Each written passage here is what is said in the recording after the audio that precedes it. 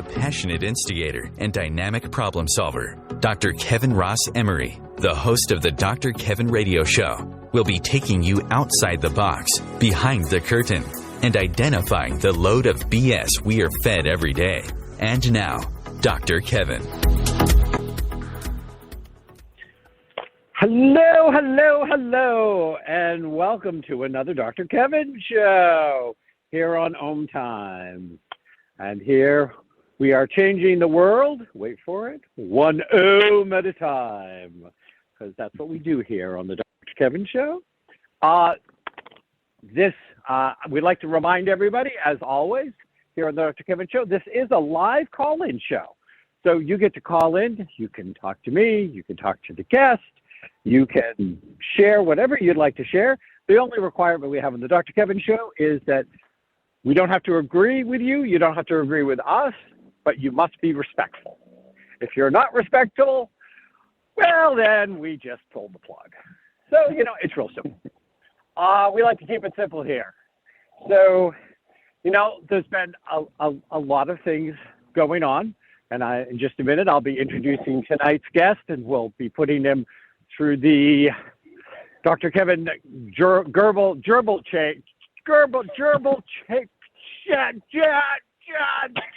circle, something like that. That's what we're going to do here, But I do want to point something out here before we bring in somebody who can actually talk on the radio. You wouldn't know I've been doing this for 17 years, would you? But at least you're kind of sort of used to me. The guest, on the other hand, is going, should I hang up any time now? What the hell did I get myself in for? But the one thing I'd like to share this week, now, last week we did a replay because there was some stuff that was going on with the station itself. So Matt will be on the 22nd, and that's when we do our political, what's going on around the world.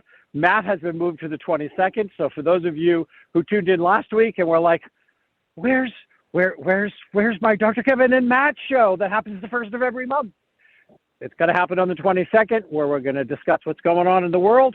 There's your heads up. Next week, remember, we have planetary influences, where we look at what's going on in the stars, in the sky, and we tell you what the planets have in store for you. That's all next week. And this week, I do want to make a little comment that once again, what we have found out is the experts in the world are oftentimes just best guessers with good PR agents that know how to sell us a load of crap and convince us that we are the same people we were 50 years ago, 25 years ago. And I think that this most recent midterm cycle has really, hopefully, stopped all of us from running around with a chicken with our head cut off, predicting what we are clueless about. Welcome, Gen Z. So I just wanted to say that before we brought on tonight's guest. We are not planning on talking politics with him. He has a lot of other things to talk about, though God knows he is in a state that's famous for some questionable politics. That's all I'm going to say. Tonight's guest is David Essel, and he is very committed, because of his own experience with a hurricane, to be helping out thousands and thousands of victims of the hurricanes in Florida. But this is the approach that we got about him coming on the show. But because I'm curious, sometimes called sneaky, I also happen to know that he's a #1 best-selling author. He's running all of these different programs. I mean, they were like, oh, this guy is giving away all this stuff to help hurricane victims. And I was like, okay, great. He sounds good. Sounds interesting. Yeah, I'll have him on the show. Then I start poking around him going, hey, he does that. on the side. There's a whole lot more stuff going on. So I'm just going to, he does have something called Helping America Heal. He says he's putting his money where his mouth is, but it kind of sort of looks to me like he's putting his money towards helping lots of other people get some food in their mouth, and helping those that are in great need. And we have great respect for that on the Dr. Kevin Show, because this world today has more people in great need than not in great need. So I'm going to, and he has a book out called Helping Americans Heal, The Ultimate Guide to Healing During These Challenging Times. And you can get that on Amazon, or you can go to his website, which is davidessel.com. That's DAVIDESSEL.com. And so now I'd like to welcome David. David, have I scared you away yet? Dr. Kevin, I was just out the door when you called my name and said I'd be on, and I came back in for you. Hey, I got to tell you something. I do these interviews, 5 or 6 days a week. We do radio, podcast, TV, the whole 9 yards. Dr. Kevin, I have not laughed listening to an introduction as much as I just did with you over the last few minutes. So I want to thank you for lifting my spirits with your sense of humor. Go for it. Well, it's my pleasure. And as I'm walking around in the woods in Nashua, New Hampshire, in 38-degree weather in a Santa Claus hat, plus some clothes, mind you, we do like to keep it light and bright and exciting, but we also deliver a lot of serious messages here. And sure. I've got, I'd like to start with a little bit of, tell me, who is David? And what made David this David that is so committed to helping America heal? Yeah. I'll answer the second question first. Who helped me, or who are the driving forces behind me that I so have wanted now for 43 years, Dr. Kevin, have been in this business to really help people. And I have to give all the credit to my mom and dad. They both died within the last year and a half. I was a very difficult child, extremely difficult child, and my addiction started at the age of 12. But my mom and dad never gave up on me, and they had great faith. They served in their community. They served in their church. My God, my dad at 72 became an altar boy because when he was a kid, he had to work during the Depression.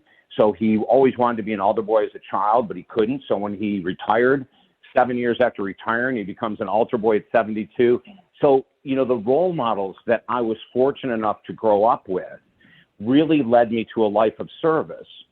And in that service is where I find my greatest joy, Dr. Kevin. When I'm creating programs to help Americans heal, when I'm doing these things, this is my wheelhouse. You had mentioned that I've hosted radio shows and television shows for 35 years. All of it is about service. And then to answer your first question it's a really interesting question. I love that you go there. Like, who is David? It's a great question. No one knows. No one has a clue of who this David guy is. But I can tell you that I am an individual fortunate enough to find my calling in life, fortunate enough to survive an attempted suicide, fortunate enough to get out of a 30-year addiction, to be able to continue to help people at the deepest level possible. That's who David Essel is. So I have, I don't believe in coincidences, and I know that things will show up in interesting and surprising ways. So I'm going to have an off-the-ball question for you. Great. The first one is, may I ask what your addiction was to? And you don't have to share it if you don't want. Oh, my God. I am so open, Dr. Kevin. Alcohol and cocaine. At 12 years of age, I was a troubled kid. I was highly sensitive. I still am. And being a highly sensitive child back in the 50s and 60s was not the best place to be because no, my parents were, they did the best they could, but no one knew how to handle me. I think that's a difficult thing for parents. When you have a child that's a little different than the other children, it can be a really hard thing. And that was the beginning of it all. That was the starting place. And to be able to survive, and now I'm 66, and to think that, it started at 12, peer pressure, I wanted to be accepted. Alcohol was the way. These older 16-year-olds said I could hang out with them if I drank warm Budweiser beers. I did. I found that the beer took away my anger, Dr. Kevin. I couldn't believe it. And so I got hooked. And by 14, I was drinking and pot, 15, cocaine. I mean, the list of drugs goes on and on and on. But it started because I didn't know how to handle my own sensitivity. And I also didn't know how to say no to peer pressure. So I would never blame a parent for a child that struggles with addiction, because we can blame parents for everything. Or we can look at it and say, unless that parent gave me the beer at 12 and told me I must drink 2 12-ounce beers in front of them, we can't blame the parents. We've got to look more inside and say, why is it that I got into this addiction? And if people want to know the truth about addiction, it has nothing to do with the disease model or the genetic model. That's all a bunch of crap. The truth is, and I'm not the only one, thank God, that knows this, but the truth is that we're still running off of materials that were created 80 years ago that tell us that this is a disease, it's not your fault. It's your genes, it's not your fault. Well, there's no such gene that can grab a beer and put it down your damn throat. There is no disease in the world of addiction. Addictions are caused by unresolved trauma, grief, wounds, low self-esteem, low self-confidence. But we need to get off of this bandwagon that it has some type of blame on the field of genetics. Now, if you have the genome for alcohol and you consume alcohol and that gene is tricked on, that's where you're going to have, I'm going to have 1 and you have 7. But the only way that gene can get tripped on is if you drink. So we can't call it a disease. So you're very familiar with the stuff they did over in the Azores around addiction and how they shifted the model. And so it's, I've been in practice as a spiritual coach, counselor, and catalyst for 33 years now. That's my primary go-to. So, I suspect we've traveled a lot of the same paths. Mm-hmm. But absolutely, I think I really wanted to have this conversation with you because I want my listeners to hear, we can have some predispositions for things through our genetics. You can have that genome, and I've always talked about the difference between the physiological person who can't stop drinking because of that versus the situational alcoholic who doesn't have the coping skills. Right on. Versus, but we also have to look at a disease that is very present, which is called society. Because it is the cage of isolation and separation that says, I was a sensitive young boy. I'm only a couple of years younger than you. I was born in 1960, so I went through that time period. By the time I was like 9 or 10, I was the best bartender in the neighborhood for all my family parties. So, one or two of those bottles ended up in my room at 12, 11. I get it. But it is society and the way that we promote us and them mentalities that isolate, that do all of these things. And so I was curious. I wanted to hear your take on it. Now, go ahead. Oh, I was just going to say really quickly, the other thing that, and I've written many articles on this, and some are on my blogs, on my website, but, recently at the U.S. Open last fall, one of the USA's top tennis players, Jessica Pegula, lost to the number one player in the world. And they're playing the next match, which was a men's match. And they go, hey, let's go to the Jessica Pegula press conference. And Jessica Pegula, who has millions of little girls and boys that love her, is sitting at the press conference. I've never seen this, Dr. Kevin. And I was an athlete in college. I worked as a sports psychologist for years. I still have professional athletes as clients. I have never seen this in my entire life. She's drinking a 16-ounce Heineken at the end of a loss. And when one of the reporters, finally someone spoke up, I mean, the interview was going on, and I'm going, why the hell is no one asking her why she has a beer there? She's a massive role model. And finally, one of the reporters asked, hey, I'm curious, you're drinking a Heineken. Well, Heineken also happens to be a sponsor of the U.S. Open. So she picked the right beer to drink. And they said, why are you drinking it? And she said, to soften the blow of the loss. What a freaking horrendous answer. I mentioned kids following her, but imagine this, Dr. Kevin.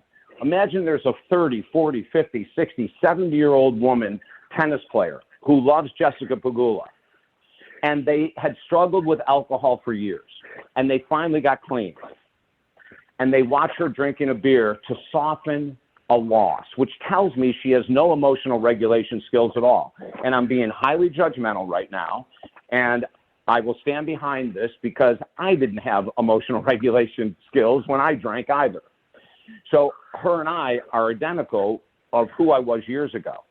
But, when you show that kind of stuff on TV, it tells us that the U.S. Open is only about money. Whoever said it's okay to use that clip of her, and then it went on YouTube, and then it went everywhere, and you're talking about society having issues. And here's a major issue society has.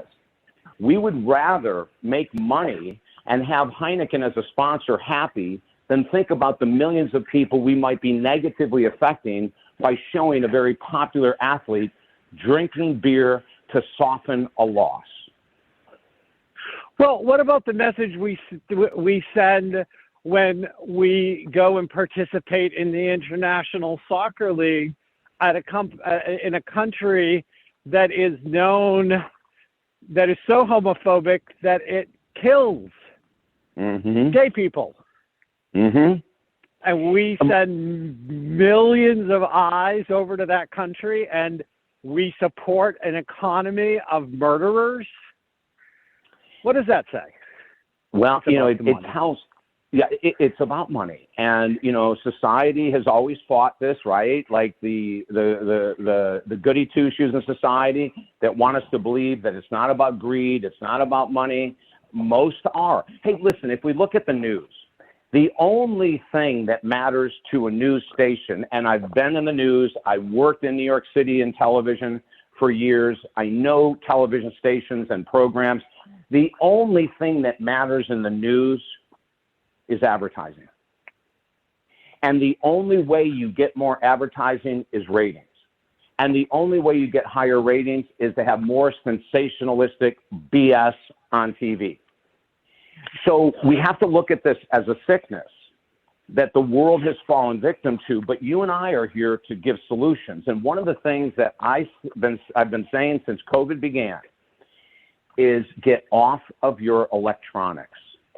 Your brain cannot handle the overwhelm of seeing all of these statistics, negative ones on social media, on the news, on the radio, on YouTube, podcasts, on blah, blah, blah.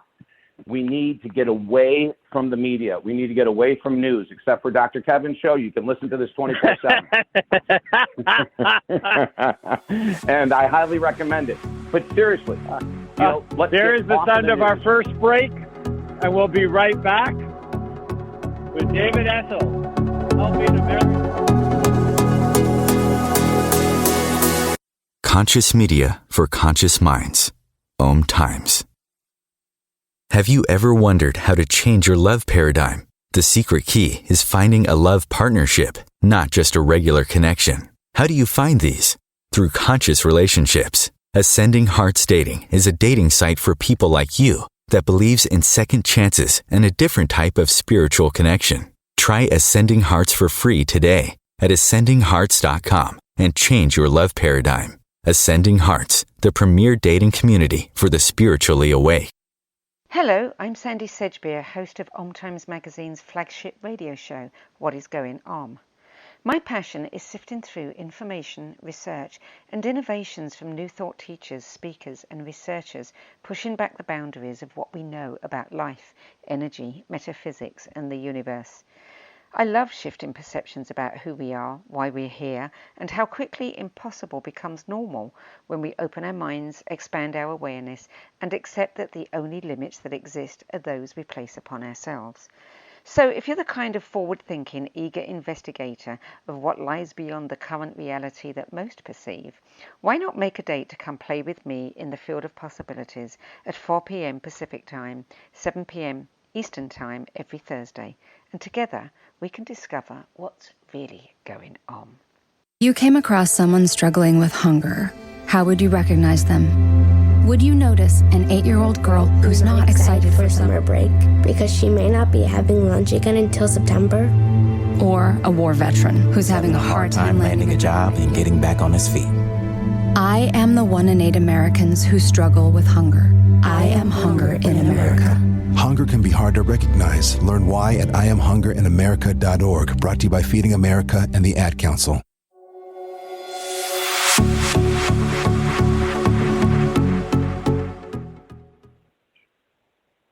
Hello, and welcome back to the Dr. Kevin Show here on OMTimes. Remember, we are a live call-in show, and you can call in at 202-570-7057. That's 202-570-7057. And when you call in, you can share an opinion, ask a question of myself and my guest. We just ask that you be respectful. You can disagree, but you must do so respectfully, or we throw your... And tonight's guest is David...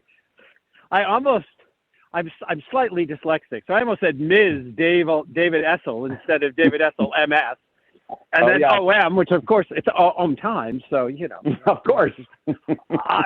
So now I have Mo, Ms. David Essel, executive counselor coaching somebody. And I think they're athletes, we found out. He has been... a well-renowned addict, a well-renowned person who has pushed through their own addictions and helped other people. He has a best-selling book out called American Heals. You can find out more about him at his website, David Essel, DavidEssel.com. And, I want to pick up our conversation. I do want to apologize. I forgot to warn you at the beginning. I start to hear the music that says the commercial's coming before you do. And I know that they stop hearing us, so I just have to go, and here's the commercial. That's okay. I kind of drove right across you, you're a busy highway in Philadelphia. And I survived the crash, so we're good. Yeah, well, I do mediumship, so you could be dead. I wouldn't know the difference. Anyway, so, but one of the pieces I want to add to what you were saying, which we're definitely, you and I, at least so far, are singing harmony in the same choir. We may get to a scratch in the record, but we haven't yet. And is when we go back to the 50s, Madison Avenue and those people selling the advertising got into bed with the people that could only sell what they had to sell if they destroyed America's self-worth and self-esteem in the process.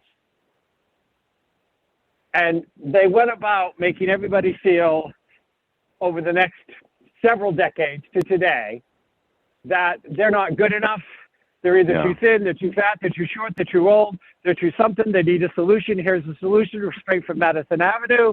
We're going to sell you lifts. We're going to sell you butt pads. We're going to sell you anything in the world that we can because you're so insecure, because over the last 80 years, we have made sure that media has made you know you are not good enough so we could sell you shit.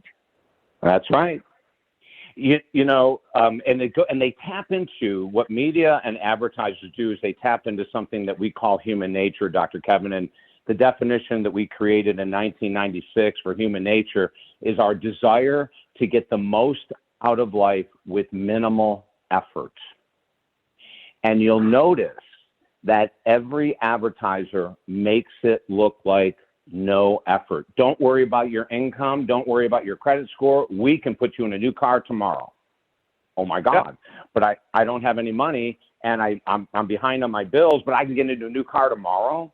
So they play on us, they utilize that, our desire to get the most out of life with minimal effort. I mean, Suzanne Summers, listen, I've never met her. I've never talked to her. She's a rock star. She's done great stuff. But that leg machine, Suzanne Summers, the Thigh Master, that was probably one of the greatest examples of tapping in, a marketing genius tapping into human nature. Every woman wants legs like Suzanne Summers, and so she comes up with this contraption, which is basically a spring, and you can put this between your legs and watch TV and eat chocolate, and you will have legs like hers.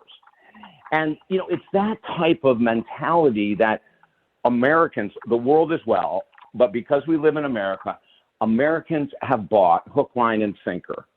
We have not stood back and emotionally regulated and said, do I really need 40 pair of jeans, 15 pair of flip-flops, 70 pair of heels? Do I really need? And when we start looking around our house, the average person could probably get rid of 50% of the crap, if not more, that we purchased to fill an emotional need. You mentioned earlier, we'll make a purchase to boost our self-confidence momentarily, our self-esteem momentarily. But purchases do not lift and hold self-confidence and self-esteem any longer than, for some people, a day, for other people, a month.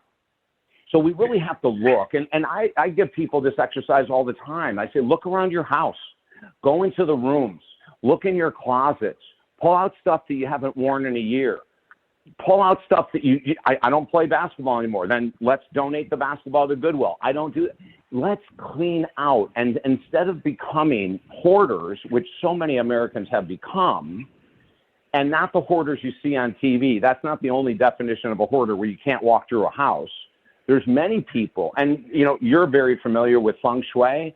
We know the power of feng shui and energy. You walk into a house, you walk into an office, it either feels good or it feels neutral or it feels bad. And when a home or an office is overcrowded, just like a car, if your car is filled with crap, all of that stuff wears us down emotionally. So we're into this minimalistic living. We're into sharing minimalistic living. We're into asking people to quit being consumers. Enjoy what you have and purchase when it's necessary, not when you want to, if that makes sense. Oh, yeah, absolutely. Now, I'm not sure who we be. I don't know if you got, a little man in your pocket or something, because you would say, we do this, we do that. Who's we, David?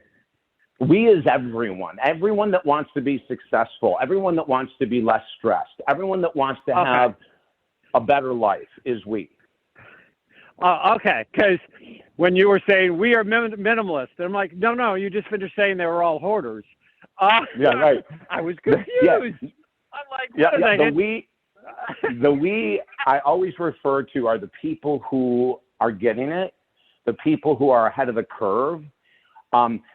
Individuals that work with me that stopped watching news 3 years ago, they're way ahead of the curve, Dr. Kevin. I mean, they're light years. Another exercise we give a lot of our clients is the first hour of every day eventually will become electronic free. So every client I work with, it doesn't matter what the topic is. If it's work-life balance, grief, addiction, relationships, we do it all.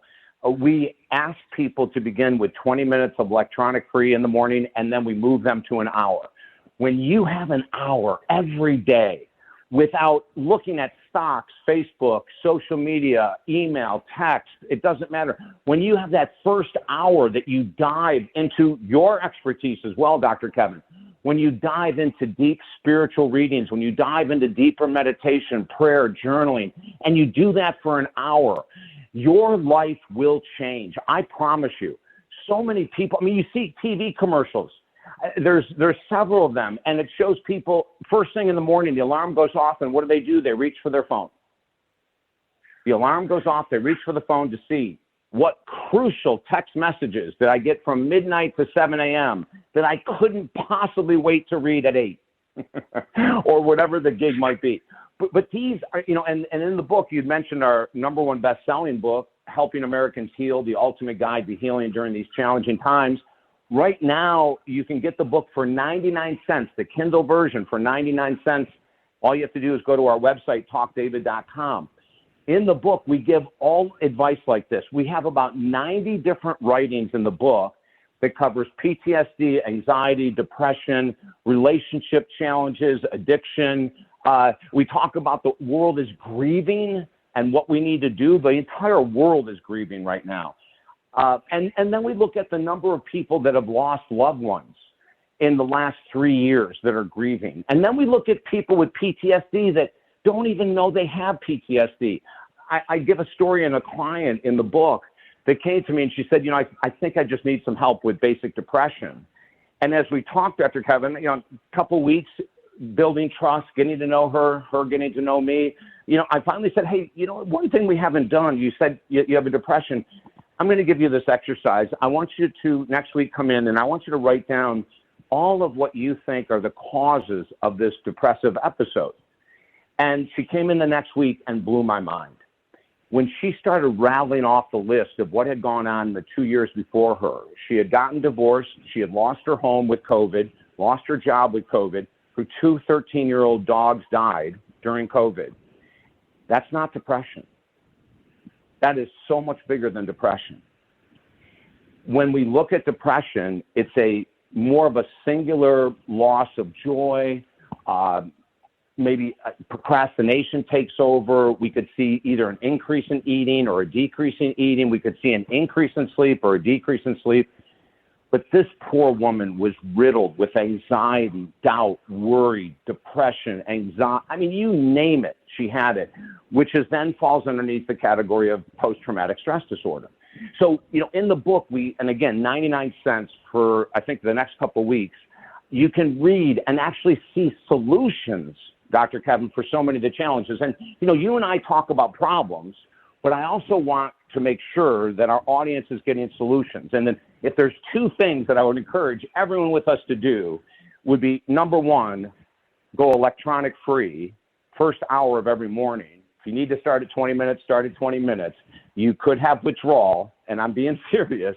The phones are an addict's nightmare. You could have withdrawal, work your way through it. And then the second thing is get off the news. If there's anything crucial in the news that you need to hear, trust me, you'll hear it without ever looking at a television station or TV set again. Someone at work, your next door neighbor, a sibling, a friend will call you and tell you there's something horrific happening. So I would say those would probably be 2 of the best moves we could make right now to start to help this world heal and our country. Well, and one of the things I want to pick up on what you're talking about, there's actually, I want to see if I held on to all of them. But there was a few different points I wanted to make while you were speaking. So I'm going to ask you to take breaths more regularly, David. Which is on that whole, we want it easy, we want it simple. And there were 2 different things I want to put out there. So A is, you know, I do this talk called Fast Food Spirituality and the dangers of fast food spirituality, the dangers of any kind of what I call fast food religion, which is, it, you know, kind of gives you something, but it doesn't teach you anything.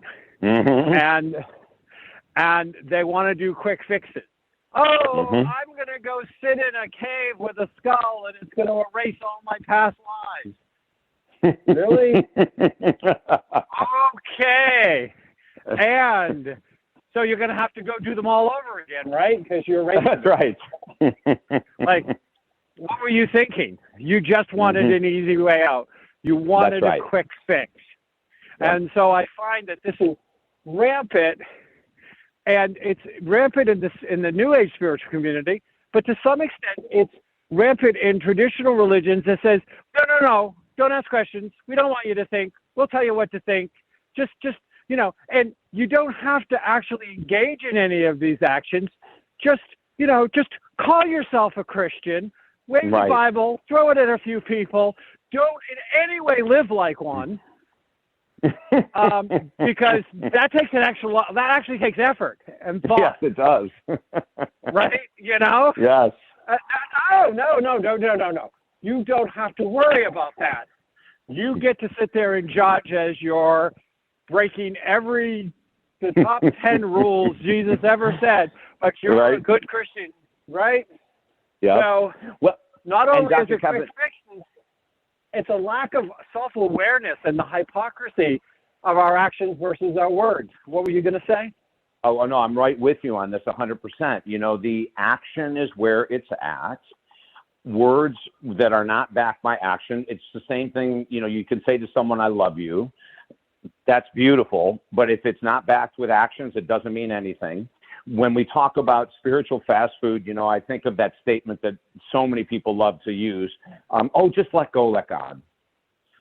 I don't think that's the way it really works. I think that the way it works is that you have to do your part, and whatever you perceive God as may do their part. But this let go, let God, well, just sit back and relax. God will take care of everything. These are the type of statements that we hear, that we see from people who suffer their entire life. Well, I always got the biggest kick when, there's an old joke that I heard as a kid, which was that the gangster went in and wanted to know if he could get forgiveness Saturday night for what he was planning on doing Sunday.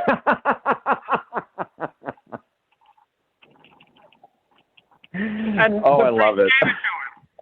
So it's like, no, it doesn't work that way. Proactive forgiveness, huh? Yeah. So, and that's why I'm hoping, I don't own a Kindle. I'm sure probably there's a format I can read it on other than Kindle, but, I'm a Nook guy. Oh, well, somebody has to be. But is that, here's the sound. One more break, and then we're going to come back and have some more fascinating conversations with tonight's guest, David Essel.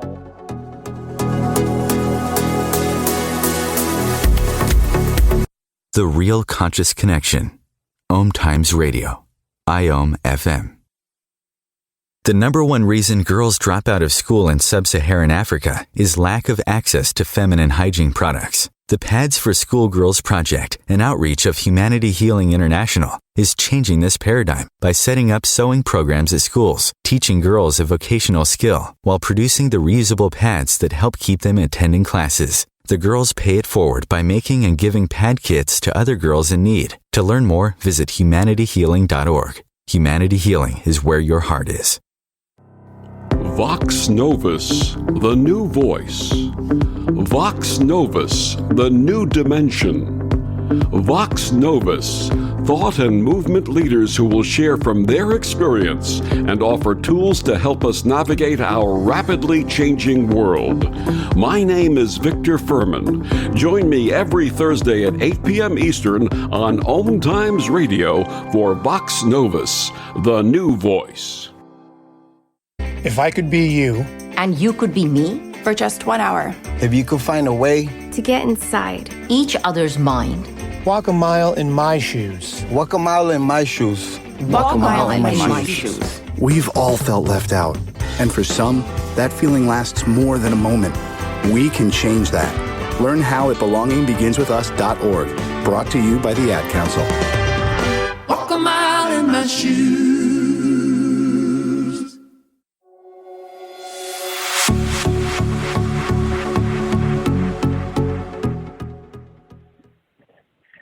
Hello, and welcome back to the last segment of the Dr. Kevin Show, Remember, we are a live call-in show. Like you could get a word edgewise in this particular show, but you can give it your best shot because that's what life's about. And you can do that by calling 202-570-7057. That's 202-570-7057. And you can ask your questions or share your thoughts when you call in. So what I was wrapping up to say, David, before we went on break was, but it's also important for people to not look for quick fixes in their healing. And, you know, I am one of those people, and sometimes I think we're a dying breed that get into the trenches with my clients. And I get really into the trenches and go, no.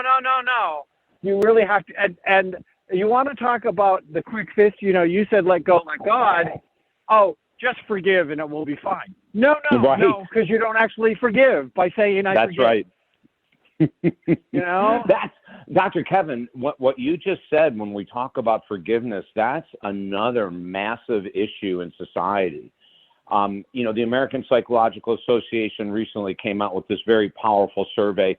80% of marriages in this country are now reported to be the worst they've ever been.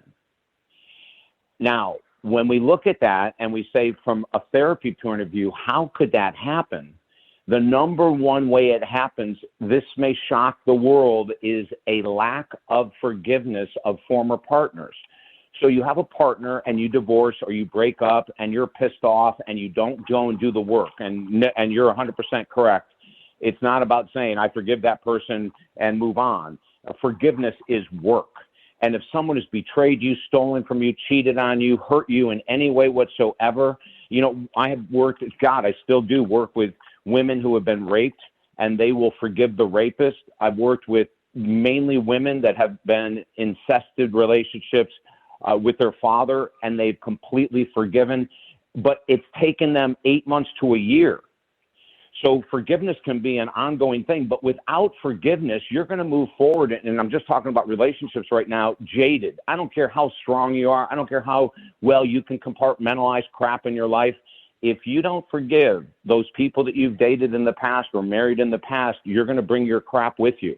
But if you follow what we're talking about today and you get into, and it's got to be a program, I believe a written program with someone that knows their stuff, you can be so clean and clear that someone could say to you, oh my God, I heard so-and-so did this to you 2 years ago before they broke up with you. And you can go, yeah, they must have really been struggling to do that to me. Yeah. And, so you know what now, I know about that other 20%, David? What's that? They've either worked with you or me. Dr. Kevin, that was great. And I happen to agree with you. I think we may approach it slightly different, but harmoniously. Yes. Just from hearing you. And, you know, and I know you offer, I mean, I did look over your website and there's lots of places for people to click. Now, you said a talkwithdavid.com and I had davidessel.com. Does it make a difference which one they go to? Oh, no, they're both the same site, either talkdavid.com, which is just one word, Talk David, right? TalkDavid.com or DavidEssel.com. It goes to the same place. And we even offer a 20-minute free discovery session on the phone.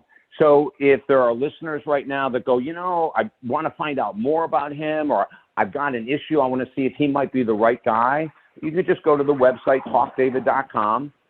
And there's a discovery call button. You can go ahead and fill that in, and my office will schedule you for a free conversation with me on the phone. So, you know, now, is it always with you? Because, again, you're saying this we thing. So, well, I have a team. You throw me off every time you say we. So you have a team. I have a team. Okay. They're the ones that will set up the scheduling. I don't do any of the scheduling, but I'm the only one that does the counseling. So okay, when, that was the clarifying I want. Thank you. Yeah, yep. Yeah. So, and you know, Dr. Wayne Dyer was a huge mentor of mine. And the first time I interviewed him in 1990, he gave me some of the greatest advice ever, Dr. Kevin. And he said this, we got off of the interviews. I was the first syndicated time I was syndicated with Westwood One. we get off of the interview, and he said, "Wow, that was really fun. How long have you been doing this?" And I said, "Well, this is my second day." It just started the show. And he said, "Well, this was great. I'll come back. Whenever you need me, I'll come back." And Dr. Wayne Dyer was huge in 1990. For people that have only known of him since 2000, listen, in the 80s, this guy was a monster, a success. He was helping millions of people. And in 1990, he was just out of this world. But I said to him, "What would your advice be to help me with this business? Because I'm just starting it. You know, this is a second business now. I started my first one in 79. And then in 1990, I went into media and full-time in the media." And he said, "Give your stuff away for free." And Dr. Kevin, I'll never forget looking and going, "Wait a minute. You mean like the stuff that I'd use in counseling, the stuff I'd use in he goes, "Yeah." He goes, "Create something and give it away." Do you know from 1990, I've done exactly what he said. Every year, we have at least one or two or three things that we give away. When people sign up for our newsletter at the website, talkdavid.com, they instantly get our #1 best-selling book on positive thinking free in a PDF format. It doesn't cost you a penny. So that whole concept about serving the world, you know, our purpose, I believe, is to serve the world. I think that's why we're here, is to find our niche, find our service, give of ourselves. And as he said to me, and I've followed his advice ever since, never be afraid of giving too much away. Never, ever be afraid of giving too much away. You will be helping people. They may never contact you. They may never thank you. They may never become a client. That's not the point. Be of service. Yep. And I think, Dr. Kevin, that was a great, great tip that he gave me. Absolutely. Now, you say on your website, so I have this question for you, and then I have another question for you. So I'm just warning you. We are giving away 500,000 online proactive healing programs. Yep. Can you elaborate on that a little bit? Is this just something Absolutely. in writing? Tell me what these healing programs are. Yeah. So we created Helping Americans Heal as a program before I created it as a book. So when COVID hit, about a year after COVID hit, we created Helping Americans Heal, which is an online newsletter program. And so when they sign up for Helping Americans Heal, they're automatically going to get the email newsletter every Monday. Every Monday, there'll be a video or an article on some topic relevant to helping us all heal today. Then in that Monday email, you're also going to be getting the free Positive Thinking book. You'll be getting a free sign up for a subscription to an addiction recovery magazine, and there's more gifts there. So Helping Americans Heal is really an online program where we supply you with the books, or we supply you with the magazines, we supply you with an article of the week or a video of the week. So every week, and we're not going to inundate you, you're going to hear from us once a week, but every week you'll get another tool and another tool and another tool, so that by the end of a year of being involved with the program, you will have so many different accesses to maybe meditation techniques or forgiveness techniques, relationship techniques, so you will heal along the way at a pace that we can handle. We're not going to overwhelm you, but we are going to give you tools to make this ride through life, especially the crazy times we're in right now, a little easier. Great. So, I mean, that sounds interesting. You definitely have a kick butt funnel there. Yeah. My first degrees were in business, and I used to. Okay. So I'm suitably fangirling here. Like, oh God, he's really got a great funnel. So some of my listeners will get it. Some of them won't. Some of them don't care. They're used to me being crazy. Now, also, I noticed you're an interfaith minister. Yeah. So you talked about grieving before, and one of the areas that I know you didn't mention directly, and I don't think it's because you don't know it, but I like to bring up, and I've brought up on this show before, is we are now realizing just how much damage and spiritual abuse has been done by religions and religious figures. And many people are grieving that they have lost faith in the God of their childhood. They've lost faith in their government. They've lost faith in all the institutions they were brought up with.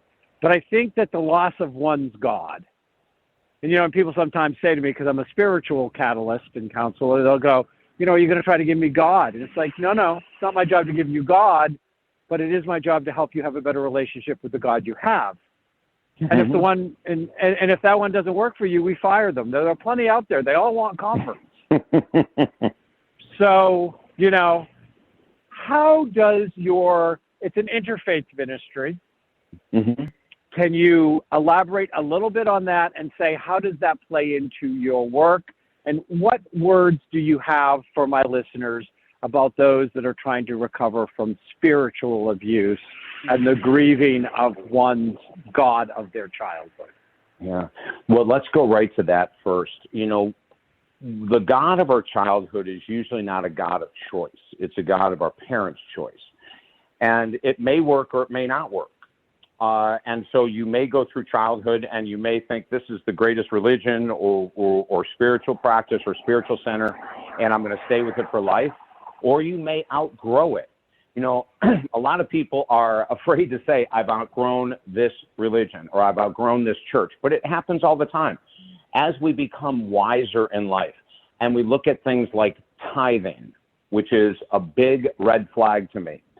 When ministers, priests, and rabbis talk about donating to the church to be in favor with God, I want to puke all over them. I want to throw up right on their clothing because it's the most disgusting. Can I buy a ticket? Yes. It's the most disgusting use of commercialism I could ever imagine, to say that you can buy your way to God. And yet, how many churches do it? Almost all of them. You will be doing yourself a favor. You will be putting yourself in more favor with God because you're supporting us in our mission. So I think we just need to use wisdom, Dr. Kevin, and say, does that feel good to me? Use your intuition. Does this church, temple, synagogue feel good to me? Does the words of the female or male minister or priest or rabbi feel good to me? Like, don't take it just because that's the religion you were raised in. Make sure it feels right to you. And there's nothing wrong with jumping from one church, synagogue, temple to another until you find your home. And then some people, Dr. Kevin, and you know this in the world of spirituality, need no structure. All they need is the woods in Nashua, New Hampshire, or the beach in Fort Myers, Florida, or some other spot in nature where they commune with God. I used to be a pastor of a church. It was fine, but I hated all of the crap that went with it. I couldn't stand the red tape. I couldn't stand people arguing and bickering. I'm sitting here going, this is a freaking church. Why are people pulling their small ego moves and all that? So I dropped out of the pastorship, but I stayed in as a minister. So now I fill in. And I'll go to different churches. It doesn't matter to me. I've spoken at so many different types of churches, and I love them all. But I'll be filling in for someone for one Sunday. To me, it's heaven on earth to be able to share my love of God, whatever God is to you, maybe the same to me. I happen to believe in both a God within and a God that surrounds me. No one else has to believe this. I would never try to sell someone on buying my beliefs, but it works perfectly. When I know the divine is within and I know that I'm a spark of the divine, that can give me great resolve knowing that I have that strength to overcome challenges in life. And then when I expose the God without the way that I phrase it, the energy, not even an entity, but just the energy around me, I can then be blessed by nature and bless nature back. And to me, that's an incredibly deep spiritual and even religious way to approach God. Well, I always warn people that someone tries to sell you their God, the more fragile their relationship is with that God. Then you're 100% correct. There's no need to sell anyone on spirituality or religion. it should be something that after the age of 18, we should be making our own choices. And, you know, as somebody who at my core, though I was lucky, I was raised in a religion that I could feel comfortable with to this day, but it's not the religion I teach from the principles, not from any fealty. It's the fealty that gets in the way.